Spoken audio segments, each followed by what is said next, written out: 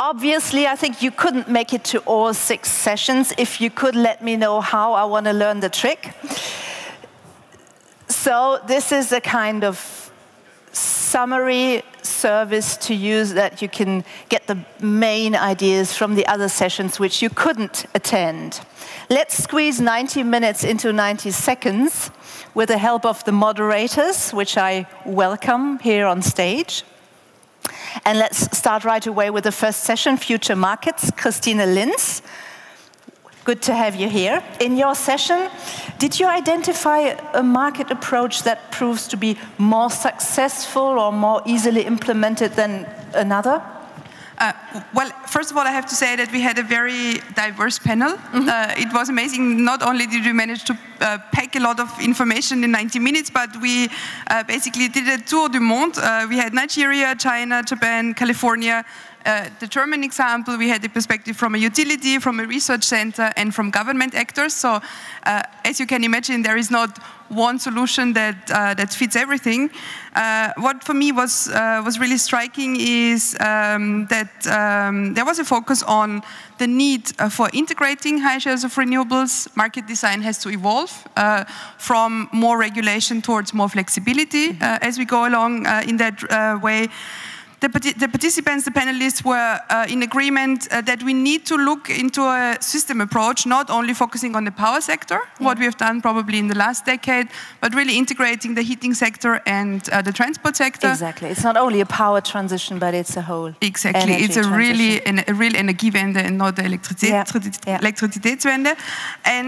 And what was striking for me was also that demand response and energy efficiency was really at the heart of the discussion, and many people talked about the packaging of solutions that will become necessary. Okay. And what about the consumer? Is the focus also shifting towards that side of the energy transition? Well, effectively, when you hear about demand response, then the role of the consumer is going to be a more central one.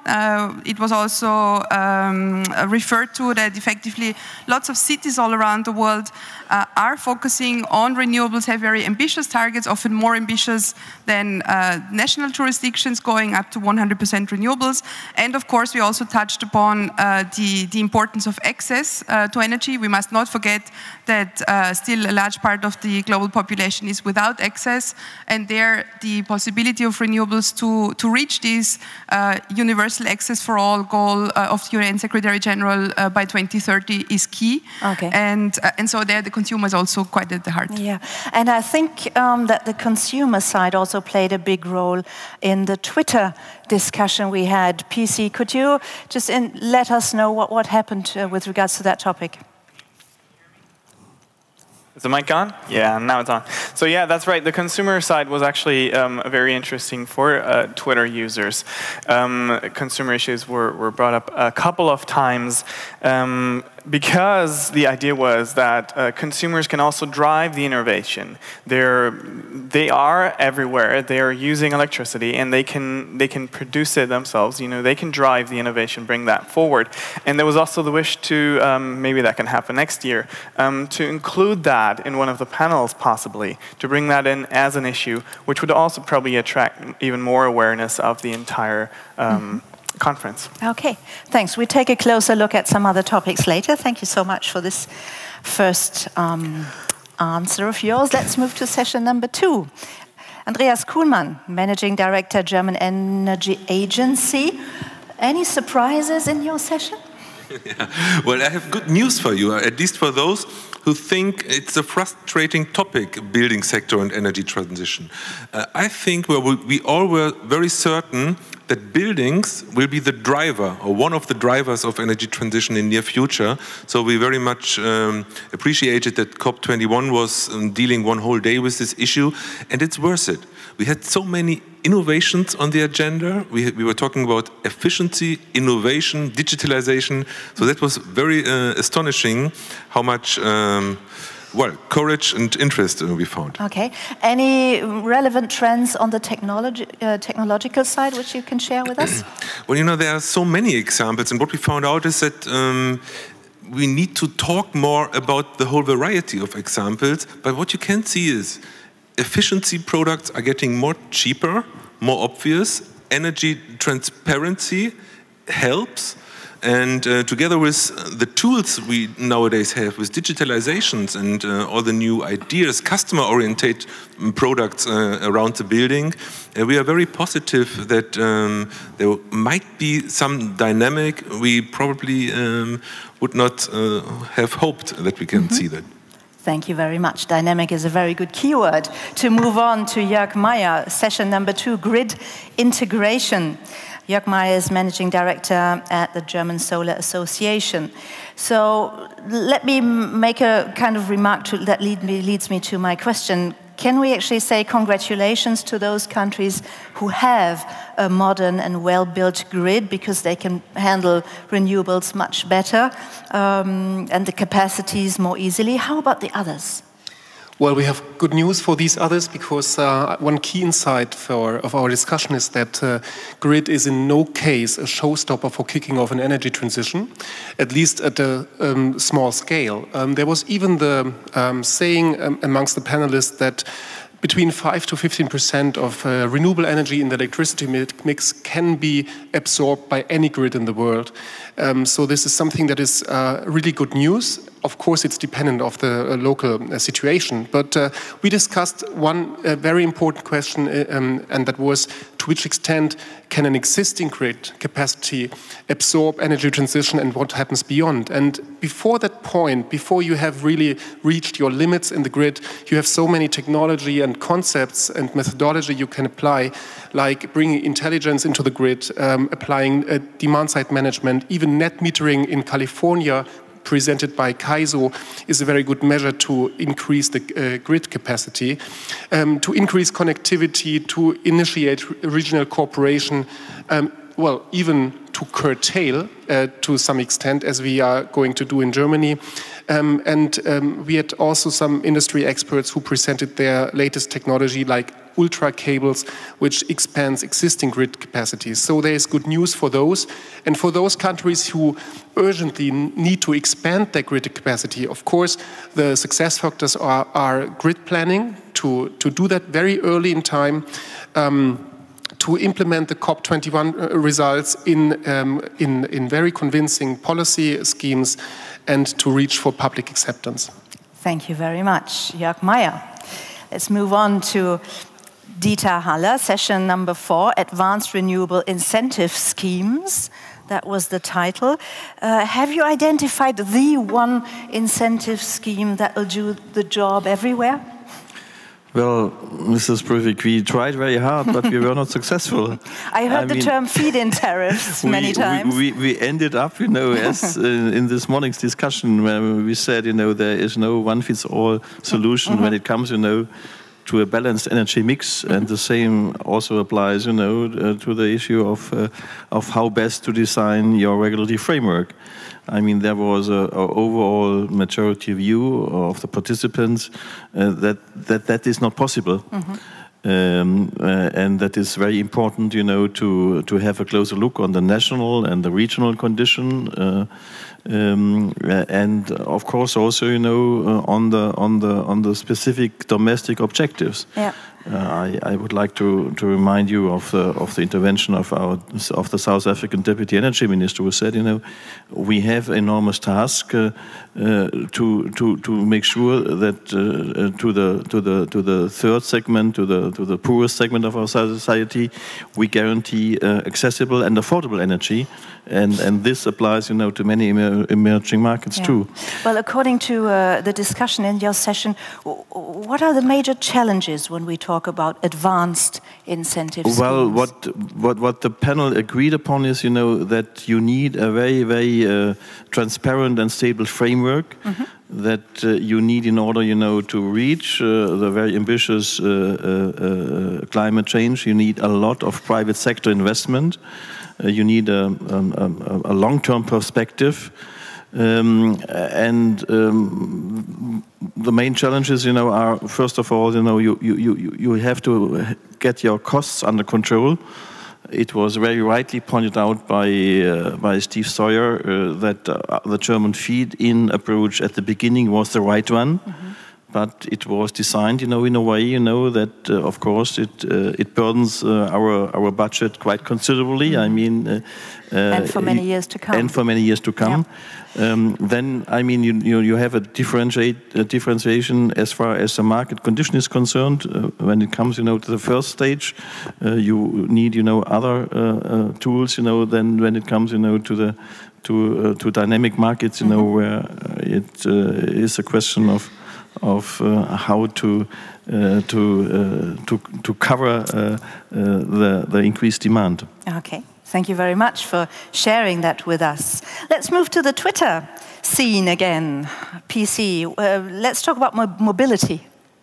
Yes, actually, I want to ask you one question, Catherine. Did you, this morning, come to the conference in a climate-friendly way? That's a question that was asked on Twitter. This morning I actually walked because the hotel is nearby. And yesterday I came by train. Is that energy-friendly?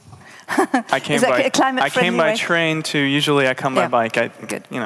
I wish I had. No, but that's actually something that's that people discuss, isn't it? Right. Yeah. That's also the reason I'm bringing this up is because it addresses the factor of mobility.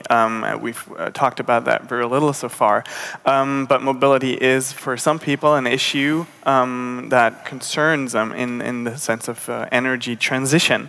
Also, I've learned through Twitter that China has a very ambitious plans in terms of electric vehicles. They want to have about 4/5 of their vehicles to be electric by 2050. Sweden is going for 100% fossil fuel-free transport. So these are issues that were talked about on Twitter and that people are interested in. Yeah, and I'm sure we can look at that a little deeper tomorrow, because tomorrow we have a breakout session on transportation. So I'm looking forward to the reactions on Twitter then. Thank you, PC.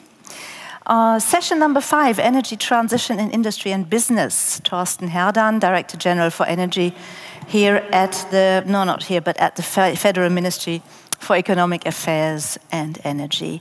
What are the main points from the discussion in your session?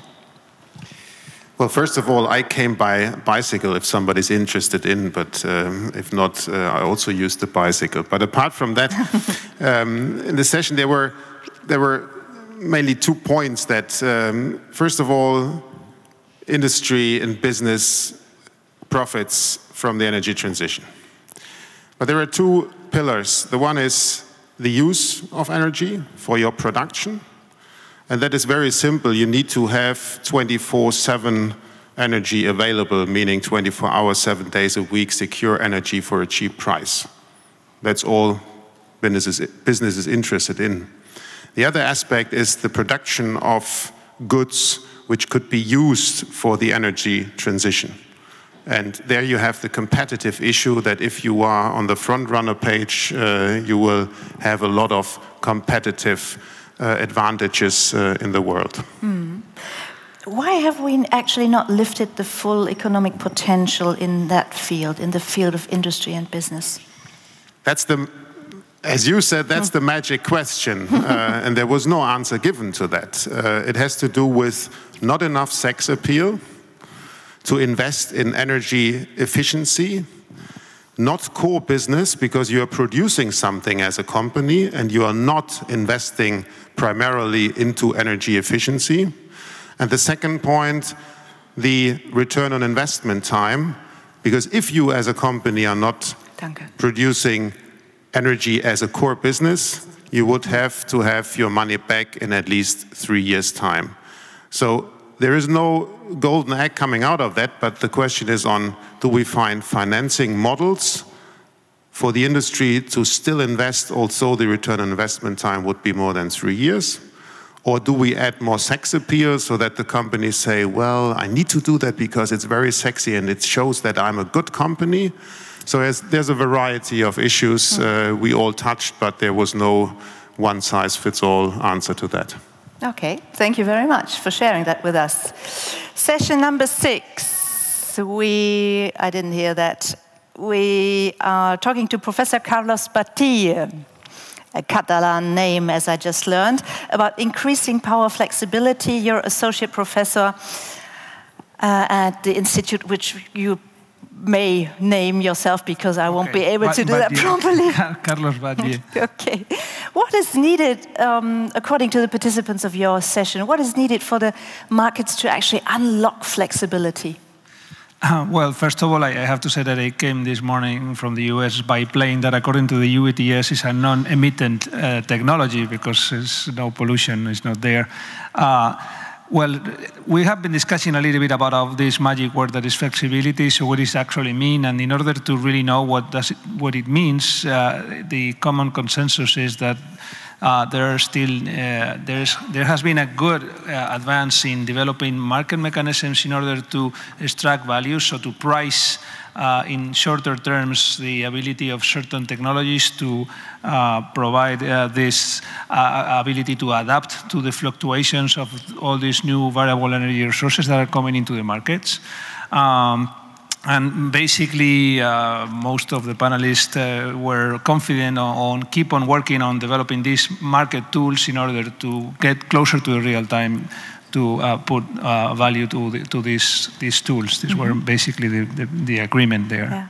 Was there any controversy in the discussion, or is it all very much common ground? Well, I think that as not only with the flexibility issue, but in general, I have the impression that there is always this perennial discussion on which the future of power markets will be, taking into account that most of the technologies that are needed are very capital intensive. So these huge risks that are perceived by investors and the huge amount of uncertainty that make them feel that there's no way to invest, which is the future role for this asymmetry between renewables that are able to get to these long-term agreements through regulated contracts, and these other new ones, or not so new investments on demand response for large industrials or storage, which don't find this ability to really enter into that investment. I think this is one of the major topics that was raised in the discussion.